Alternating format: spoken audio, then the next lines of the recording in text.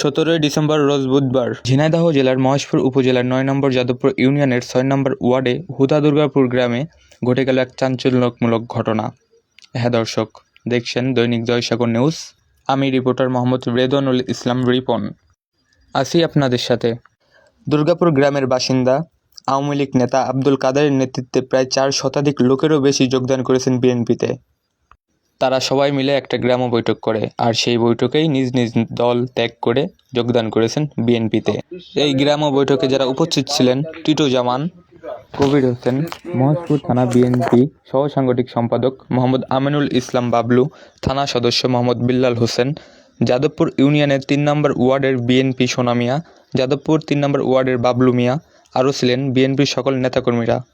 চলুন দর্শক, এবার শুনে আসা যাক আওয়ামী লীগ নেতা আব্দুল কাদেরের মুখে তারা কেন আওয়ামী লীগ ত্যাগ করে বিএনপিতে যোগদান করেছে।